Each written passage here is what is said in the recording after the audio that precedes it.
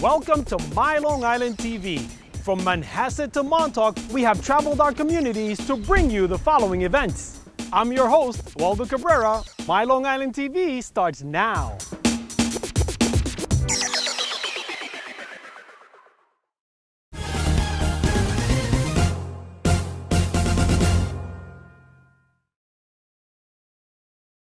Hello, I'm John Owens, Editor-in-Chief of Anton Community Newspapers, a group of 18 newspapers covering Long Island.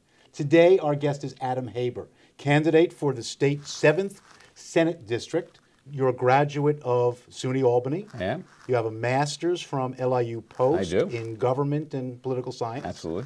You're a successful businessman. Okay, now, running for state Senate, why you? Well, I started first in community service when our superintendent stole $11.2 million in 2004, 2005. And my business background enabled me to really help our community recover from a terrible loss. We went from one of the highest tax districts in all of Nassau County.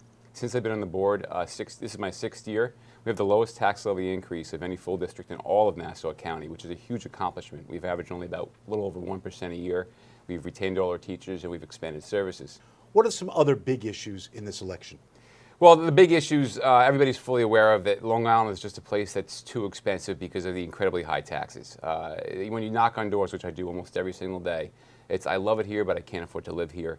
The tax burden is overwhelming. You know about school taxes. More than 80% of the school budget comes directly from property taxes. It's about 2/3. Yeah. What can we do about that? Well, one of the things I did do is I wanted to make sure that we're running as efficiently as possible. That's how I helped in Roslyn. I knew I could take it to a larger audience because we refinanced our debt. I created a project where we had intermunicipal busing. I helped start a foundation. We did community purchasing with some of our districts. I created a consortium, which I plan on doing with all the 11 full school districts, including the 2 that are partially in our district, to help save money. There's power in numbers, and we're not using our leverage. We're all going out for services individually.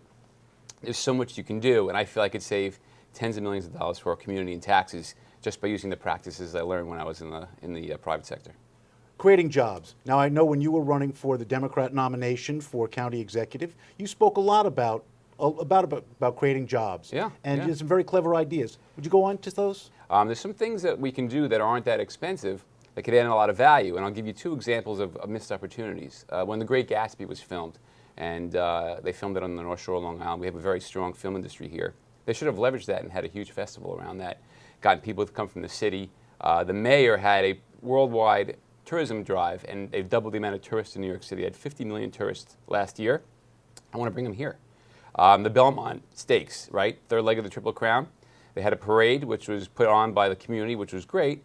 But if you think about the Rose Bowl and the people who come out and spend the weekend, I mean, you could have a countywide triathlon which would draw hundreds of thousands of people, even an island-wide triathlon.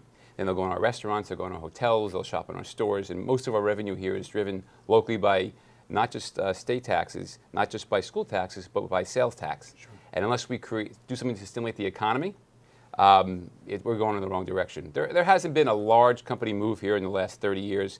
Well, how could you get big companies to move here? Because with the tax burden and such, that's an issue. My background will speak the language. I mean, most politicians are lawyers, right? And being a lawyer is an important thing, especially when you're drafting laws. But there are very few businessmen in government. And I speak their language. I've done business overseas, in Asia. Everybody wants to come here. They want to come to the United States. I've already spoken to the Better Business Bureau in New York City. I've spoken to some of the consulates. They all come through there looking for jobs and looking to bring resources here.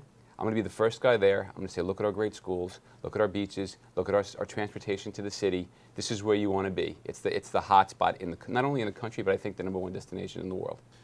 Let's talk about women's rights. Women's equality is a big issue in my campaign. I'm pro-choice. My opponent is not. It's very clear. We make no bones about that.